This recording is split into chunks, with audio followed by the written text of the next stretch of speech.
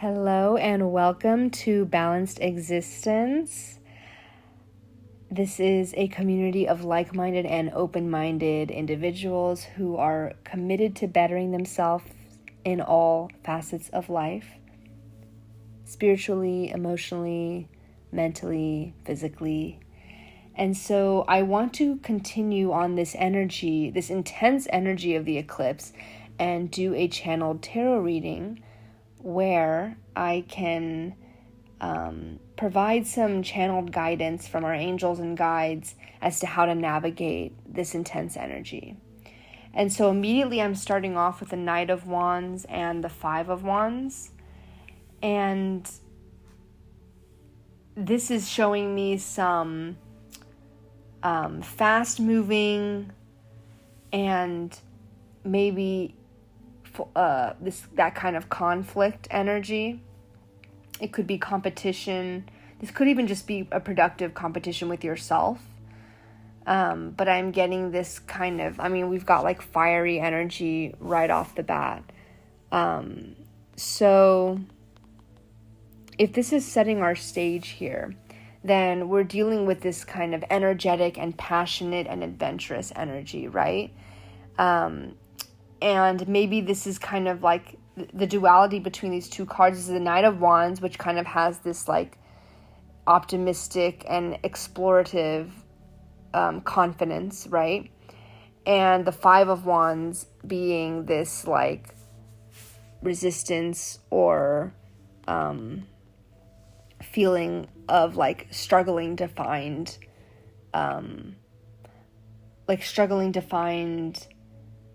to relate to others, like ego-driven disagreements, things like that, right? So this Five of Wands could very well be tapping into a conflict you may have had recently around this eclipse, which I channeled into in my previous reading. But let's see what else here. So we have the Two of Pentacles. Okay, yeah, this is definitely connecting with what I talked about in a previous reading, which is this kind of like decision. Well, the Two of Pentacles, I'm getting two messages here. One is something I've talked about in previous readings, which is that you are stepping through this portal or crossing this line in the sand, as I've referred to it recently, between this kind of old timeline and this new timeline where you are empowered and you are really like embodying abundance. And with the Two of Pentacles, I'm getting you're kind of like juggling these two ways of being, right? Like as you're trying to develop this habit of just feeling abundance on a day-to-day, hour to hour, minute to minute, like how much of the day can you feel abundance, right? Like this is kind of what you're juggling between your heart and your ego mind. And the other story I'm getting from the Two of Pentacles is what I talked about in my last reading, which is about kind of taking that pause so that you can respond to somebody in love and that your strength and boundaries are rooted in love. So that when you are in a moment of conflict, you have kind of two options. You can respond with the ego and, kind of set these boundaries in a way that feels like love is absent, that you're just fighting this war and it's really not rooted in love, it's rooted in separation. Or the other way is to do it from the heart, and of course that will always embody love. And so and then we've got the Four of Cups. So yeah, we're getting this kind of like I talked about in the previous reading, this trap of feeling like, you like feeling like, why am I in this situation? Like, why am I in this conflict? And then we have the Queen of Swords. So I'm getting like some emphasis on the rational mind. But I'm also getting the King of Cups and the Knight of Cups. So this is also, I'm getting this duality between this like rational Queen of Swords energy, which is very much like absent of emotions, and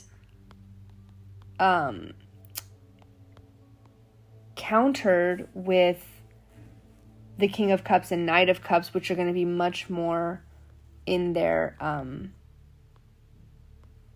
emotional comfort, right? Like they're comfortable being emotional is what I'm trying to say. So with the Queen of Swords, this could definitely be the embodiment of that kind of intellectual and discerning part of you that you are going to need, as long as it doesn't get too swept up in your, ego side. But you are, like, when you're making a decision as to how to proceed with conflict and how to set boundaries, like there is going to need to be some kind of like honesty around like what's practical. That is necessary when you're setting boundaries, right? On the other hand, with the King of Cups and the Knight of Cups, you're getting like the concept of really honoring your emotional your emotional sensitivity, and really bringing in your kindness and your compassion, because that in itself is a form of wisdom, as well as the intellect that the Queen of Swords brings. We also have Ace of Pentacles and Nine of Pentacles, which I feel like is a great combination of this kind of like grounding that we may be achieving. So a new opportunity that is going to a new opportunity that is going to bring prosperity if you can stay in balance as you're navigating this conflict and stay anchored in your heart energy. And then with the Nine of Pentacles, just giving you a glimpse into that future state, so you may right now be in the middle of this conflict and it feels like there's so far to go for it to be resolved, or like it may even feel unresolvable. But what I'm getting is that this conflict, its future state is embodied by the Nine of Pentacles, where you have this beautiful success and independence and this sense of both stability as well as the freedom. Like you have grounded yourself and you have built up your sense of self and confidence, that now you can navigate any challenge or conflict in such a grounded and stable way.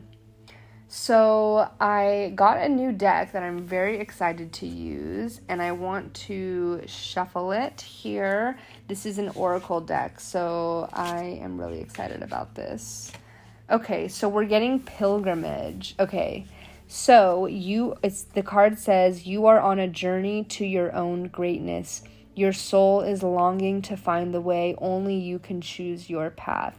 I feel like this is completely relatable to the Two of Pentacles, because you definitely have this theme of choosing, how you respond. Like, the Two of Pentacles is often about like juggling priorities, but there's also the duality with the Two of Pentacles is related to choosing one way or another, right? Like, are you going to take the actions that will allow you to continue to cross this line in the sand, or cross into this new portal, this new timeline? Or are you going to allow this Four of Cups, trapped energy to send you back and pull you back in times of conflict? And you're also getting energy. So I feel like this is definitely a sign of that energy, that boost of energy that's going to allow you to propel forward, which also brings us to that. It also connects us to that Knight of Wands, which was our first card in this reading. So the energy card says, life force is flowing.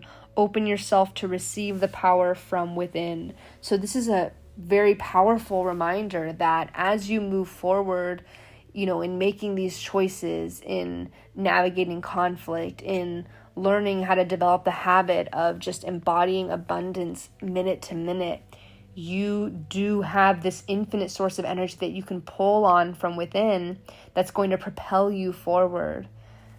All right, let's see if we can get one more card.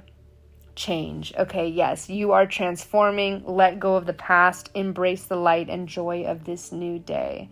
So this is, and I talked about this in the previous meeting. I think I did that in another reading. I said meeting instead of reading, which maybe like we can see these videos as a meeting of souls that are here to gather and learn some information as they go on about their pilgrimage. So maybe I will call these meetings. But anyway, in a previous reading, I did say that, okay, I lost my train of thought a little bit. You are transforming, let go of the past, embrace the light and joy of this new day. Yes, okay, I remember now. I just had to reread it. So the angels are encouraging you to zoom out and recognize what an amazing pivotal part of your journey that you are on, of this pilgrimage you're on. And if you zoom out far enough, you will actually see that even the conflicts, the challenges, anything that may seem to be negative, which of course is an ego, anything that, any word that is just a descriptor of duality comes from the ego, right? Which is normal. We live in a 3D physical world. Of course, our ego labels things negative, positive, right? But anything that may seem, when you're in it, when you're in the weeds and you're in the details of it, to be negative or a bad conflict or terrible challenge, if you zoom out far enough, you actually will always get to the core of it being a beautiful gift and opportunity, because your soul is evolving on this planet. So your soul is only going to evolve if you have these instances of challenge, right? Like if you think about the evolution of like any living thing, humans, animals, plants, like they were only able to evolve because they had some challenge that threatened their existence that they had to overcome to build resilience, right? It's that adversity that is what enabled them to become stronger and evolve, right? So, of course, it's easier, like, not easier said than done, but it's easy to grasp the concept vaguely. But if you really think about, like, every breath you take, every minute you're alive, like every thought that you consciously, rewire in the direction of your evolution, like that is so powerful and meaningful. And, it's like anything that you're creating, like a business or a masterpiece, like every fiber of, or like I should say every thread of like a sweater that you knit, right? Or every stroke of a painting that you paint, or even every piece of hair on the paintbrush that you paint with was necessary for that painting to be done, right? But if you just look and you single out one hair of that paintbrush, you might think that's like insignificant, but it's not, right? We know that we need all of it to make the final product, or even just creating a business. Like there's a lot of different, it's a very dynamic, ever-changing environment. There's a lot of day-to-day tasks that you have to do, and you may spend an hour working on something that it could feel draining, it could feel insignificant, but yet there was no way that business was going to become what it was without that 1 hour of work, right? So I'm just using these examples because the angels are encouraging you to see things as just that, right? Like when you look at those giant redwood trees in the forest and how tall they grew, like every piece of bark, if you took a cross section, right? Or like even just like a 2D image or piece of that tree that was just the size of the period at the end of a sentence, that piece of that bark and that piece of that wood or that leaf of that size matters, because they all grew and accumulated into making that tree what it is. So I hope that this makes sense and that this resonates, but you're really being called to view your life in that way. Like like to be able to look at a challenging conflict and to really feel your emotions. If you feel angry, if you feel sad, if you feel hurt, if you feel that pain, like that is part, like you are in it. You are in that journey. You are in that pilgrimage. Like you are doing the evolution of your soul. Like you are doing it. You are being it. You are living it. And although it's easy to get swept up in the emotions, like you are being reminded that like there really is beauty and magic in every moment of these scenarios. And when we go through these eclipse seasons and it feels intense and maybe discouraging at times, like you are being reminded of what magic is really at play here. So I hope that this reading resonated. Thank you so much for listening, and I will see you on the next one. Bye.